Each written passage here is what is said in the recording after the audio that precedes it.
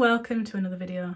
Today I'm going to be sharing with you a deck that I've wanted for a little while now. This is the Tarot of Curious Creatures.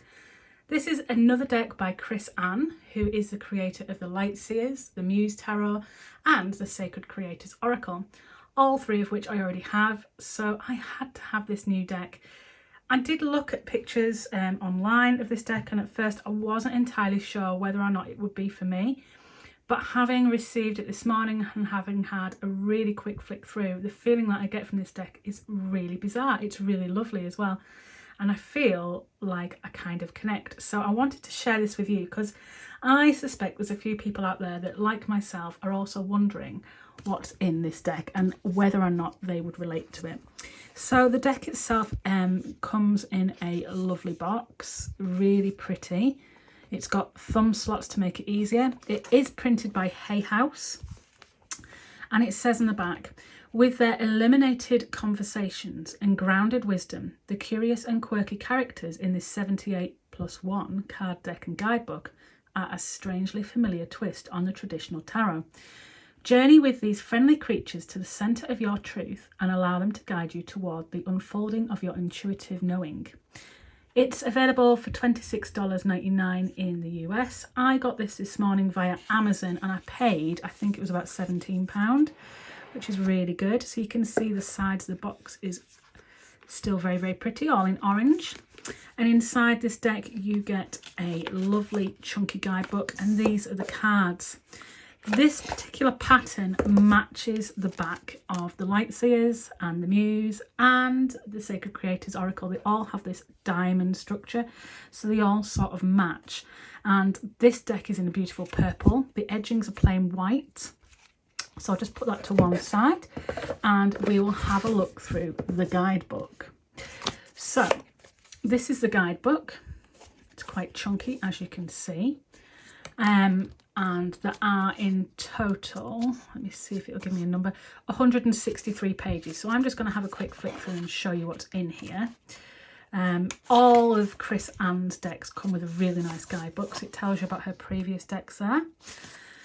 The contents here is Meet Your Curious Guide, readings with these curious cards, path working with your curious guide, heads or tails, card spreads, the majorly curious messages and the minorly curious messages. And then we have acknowledgements and an about section. So it gives you a welcome guide here, and it says, welcome to the world of curious creatures, peculiar guides and unfamiliar familiars.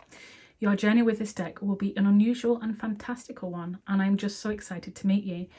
But before we begin, please go ahead and grab your deck so that you can see me clearly. Yep, me, the curious guide, narrating this section of the guidebook. And basically, it gives you a guide on how to get started, like hold your deck in your hand, say your name, shuffle the cards. And I want to do all this later once I've done a walkthrough for you guys. So we have the introduction. We have with readings, information about readings.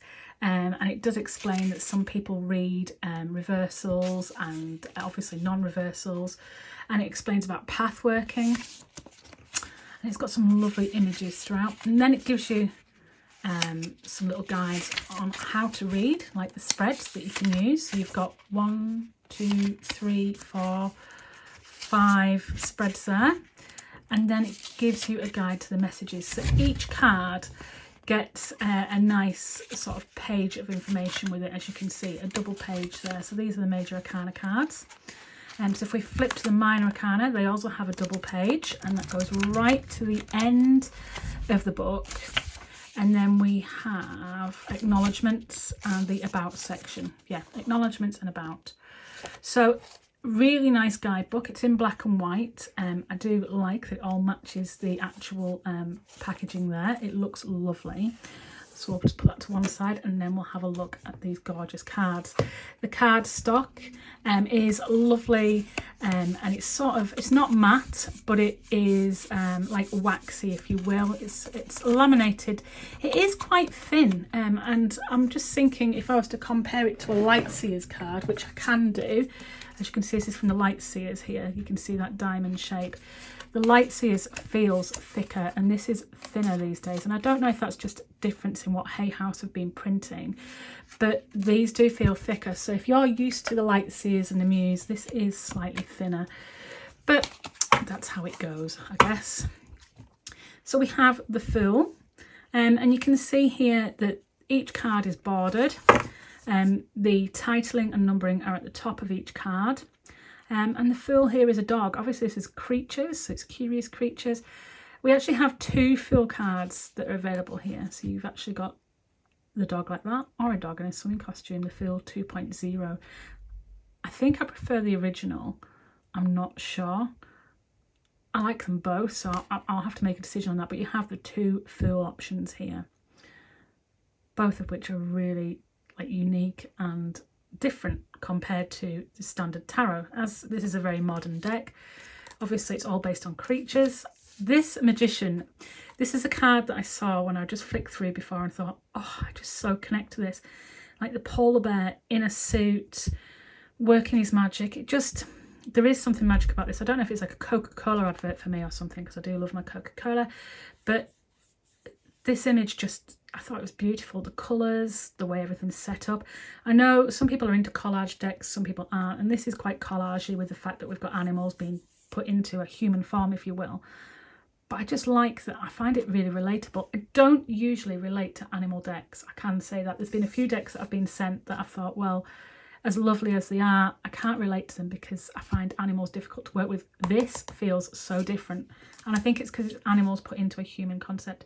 Look at this High Priestess. How gorgeous is she? And the colours and the layout, it just feels really unusual and really funky. That's the word I'm looking for, funky. Bright, bold, colourful Empress there in a nice polka sort of style shawl. I just think with the butterflies and the apples, it just feels rich, it feels powerful, and I love it. The Emperor, can't say it's my favourite card, but I'm not a massive fan of walruses, haven't always been, but still you can feel that energy there. You can feel that sort of boss-like energy, that sort of, you know, it reminds me, if you go back to Alice in Wonderland, if you will, of the walrus. If you remember the walrus and the carpenter. And then we have the Hierophant, which I saw and I just smiled because I thought of my daughter, because obviously, you know, a llama in gymnastic gear, and so cute, sat on a funky radio there, roses and that lime green background, the purple headwear, the big eyelashes. It just is divine. And I know the Hierophant's like a teacher, if you will, a guide, and you've got here this guide, if you will, and it's just, but a funky guide. I think this is the word I'm looking for. This Curious Creatures deck is funky.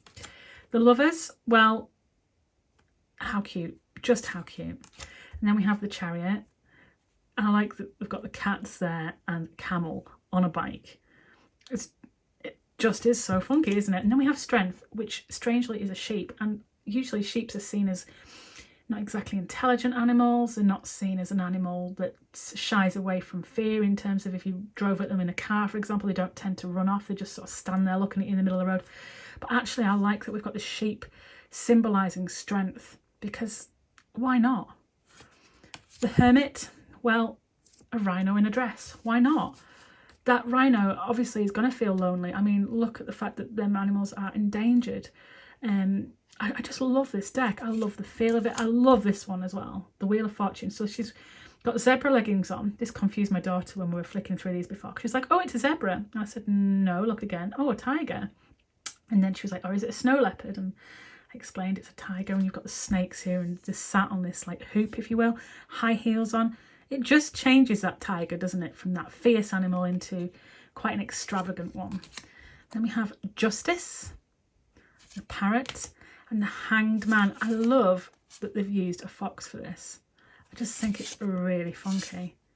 I don't know why when I see this image I always think of Fantastic Mr. Fox. If you've seen the Roald Dahl adaptation or the animation, sorry, you'll understand why I'm seeing that in my mind. Death, not such a great card for me on this one, I've got to say. I'm not loving it, but it's funky still. Temperance, well, loving it. I love that the cat's got angel wings. And then we have the Devil, who actually looks like he's having far too much fun for a devil. And I really like it, you know, the vibrant colours. Does he look evil? No, but he is carrying cages. But look at those cage doors. They are open. They are not trapped in there at all. I like this card. It speaks to me. This deck really speaks to me. The Tower, I love these socks, pop socks. I don't know what you call them, but I might need to get myself a pair. With a ring-tailed lemur. Why not? It's totally different from the typical Tower. It doesn't feel terrible, does it? It doesn't feel like the end of the world. It just feels like a new change, which is exactly what the Tower is about, breaking things down until change. So then we have the star. Look at the background. Look at the font on that colour background, and walking in water. How delicious is this? Obviously the moon had to be a wolf, but not just any wolf. A wolf in a beautiful white dress. Absolutely. This is just delicious. The sun. How cute is this? I think Marilyn Monroe when I see this sort of swimming costume, this polka swimming costume, and I see obviously the sunflowers, but why not a lizard? Why not a lizard in stilettos? Judgment, and again, really cute. Loving the suits on the animals. And then we have the world, again, a fox. And I feel like Chris Anne is almost drawn to foxes because she's used them at least twice already in the Major Arcana. But the world being the fox. And the fox is quite a worldly animal. If you think about it, you know, they have to survive on their own, if you will, raiding bins and all that kind of stuff. It's just what they do to survive. But they are, you know, they are the world because they are part of the food chain. I love the colours. I love the vibrancy of the cards. So moving on to the Minor Arcana, Chris Anne has stuck to the traditional suits here. I know in the Muse that she steered away from the traditional suits and she renamed them. So like she had the suit of voices and the suit of emotions rather than swords and cups. But here we've got the wands. You can see the gecko's hand here holding that branch. The Two of Wands, which is a cat in a suit, and I like that you've got this journey in the background being another card, one of these cards with the same border that it's looking away from. And then the Three of Wands, I mean, cute. And the Four, well, who doesn't like a dancing penguin? It's just so good. That's celebratory in a suit with the bow tie on. It just says it all. And then we've got the Five of Wands, which interestingly enough, having the hyenas sort of fighting, but on stilts. It's like a pathetic fight, isn't it? They can't fight if they're on stilts. And that's exactly what the Five of Wands is about. And then we have the Six of Wands here. Really sweet, really cute. Them roses being thrown at them on a stage. Just adorable. Again, the polka dots are doing it for me here with the Seven of Wands. How happy does this lizard look? I mean, seriously, for the Eight of Wands, super speedy. And then the Nine of Wands. Well, yes. It just says it all, that strength, that keep going kind of thing, the big growl of the lion there. Then we have the 10, that carrying that burden, but in plimsolls. Then a zebra in a miniskirt. Well, absolutely, why not? And I love that the zebra's wearing a striped top for the Page of Wands. And the Knight of Wands being a gecko, or a lizard, sorry, here on horseback in a dress. This here is the card for the whole of the deck for me that just screams to me. I've always sort of wondered, am I a Queen of Cups or am I a Queen of Wands? Because I'm a Leo, so technically I should be in the Wands, being a fire sign. But being a Leo, I associate with lions. And obviously being a summer kid, I appreciate sunflowers. And I see this card as very much reflective of me. And now I think I am going to associate much more with the Queen of Wands than I ever have done with the Queen of Cups. See, in the Light Seers, the Queen of Cups, she looks more like me in terms of the red hair and stuff. But this to me, I'm the Queen of Wands for this deck. And I love this card. And of course the King of Wands has to be a lion in a suit, of course. Brilliant. Then we have the Ace of Cups. And it's, if you see, it's been held here by an octopus. Obviously a water animal. And then we've got the dolphins, water again. The two dolphins. Look at these frogs. How cute are they? I want to say the frogs. I'm looking, thinking, are they frogs actually or are they snakes? Either way, they're having fun together. This card my daughter saw and was like, oh, wow, a bunny. Obviously not a water animal, but super cute. This bunny on the chair, surrounded by things, but looking away and being distracted. That's sort of not sure if they're satisfied. Then we have the Five of Cups, which does feel sorrowful. They do look sad. And we've got the Six of Cups being an elephant. Well, that's about never forgetting, obviously, an elephant. And the Six of Cups is about retrospective thinking and the looking back and being nostalgic. And looking here at the baby elephant and thinking back to their own childhood, perhaps. I love this card. It just screams to me, this deck works. Well, you've got to have a dog, right? A dog in a suit. It's great. One of my favourite animals here is a giraffe. So I love this for the Eight of Cups. Walking away like a giraffe. Why not? Then we have the Nine of Cups with the meerkat. Well, I suppose the meerkat would be a wish card, wouldn't it? Everyone wishes it could be a meerkat and just stand tall and look around and look curious, but life doesn't bother them. And the Ten of Cups with these rainbows and the hippos. You see, I would never have put the hippos as a Ten of Cups being a wish card, but then hippos have a nice, lovely long life, and they're very sturdy animals, so why not? But I love that they've got the hippo there reading to their grandchild, if you will, or their own child perhaps, with a pet dog. Super cute card. Page of Cups being a fish with a woman in a glass, rather than obviously us having a fish in a glass. The fish has reversed this. Then we've got a frog on horseback for the night. How cute is she? Just how cute. And then finally the King of Cups here. Really lovely with that polar bear. Moving on to the swords, the bird, this hummingbird carrying the sword. Just, oh, look at this. A leopard in a blindfold with leopard skin socks on as well. So cute. Then we've got the Three of Cups, and it looks pained, and you've got the egg with the heart on and the swords to it. It works so well. Now, did I just say cups? What I meant was swords. Did I say swords? Three of Swords. Four of Swords obviously is about rest, and we've got this sloth. I aim to be a sloth in my next life. And what better animal or creature, should I say, to represent the sword than the Four of Swords and the sloth. Five of Swords, again, we've got this polka dot clothing. I love polka dot clothing. It's a cat in a dress fighting a mouse. And the mouse has got the swords and the cat's trying to shoo them away. Interesting. Six of Swords, we've got this hare with a tortoise, which, if you think of the hare and the tortoise and that classic story, the Six of Swords sort of is about that, you know. It's about the sort of letting go and moving on and sorting your differences. And I love this, and I love the colour of the field in the background as well. And then we've got the Seven of Swords, this bird in a cage, and all the birds on the swords. It's perfect. So now we have the Eight of Swords with a horse that's been blindfolded and wearing a polka dot skirt, frou-frou skirt, if you will. I don't know what you call these skirts, but all that padding underneath. I just think it's really sweet, and look at the stilettos. But the horse can walk away from that at any point. There's a big gap in these swords that it can walk through. Nine of Swords, this sort of feeling of anxiety and nightmares and worry, and it's an owl. And owls are obviously very wise. And I noticed that there's a feather on the bed here behind the owl, which sort of says to me, if you see feathers, it's sort of like spiritual guidance. And I kind of think they are being guided, but they're sat here overthinking because they're really wise. So everything goes through the mind, and that's why they're so anxious, but they are spiritually guided. I like that. Then we have the Ten of Swords here, that is a bee. The bee is obviously quite endangered, or we're certainly trying to look after it these days. And the Ten of Swords is that feeling of total overwhelming and like everything's just come to an end, if you will. But we move on after that. So it's the end of a cycle, which I would like to think that bees are going to be forever because we need them to be, literally. But this card's just beautiful. I think it works really well.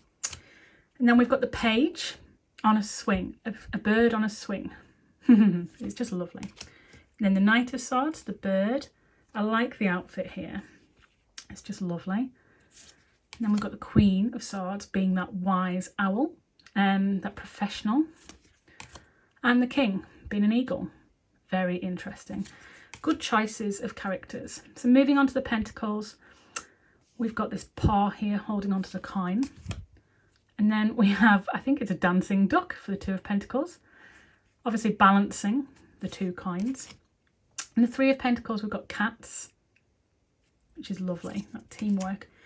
And the Four, being that holding on to things and that holding on to your materials, is a pig. And I find that interesting because pigs are sort of stubborn, aren't they? And they're very self-minded, if you will. So I think that's a very good representation. the panda for the Five of Pentacles. Now the Five of Pentacles is usually that winter scene. It's usually that loss and loneliness sort of feeling, that feeling isolated, lonely, but the window's open.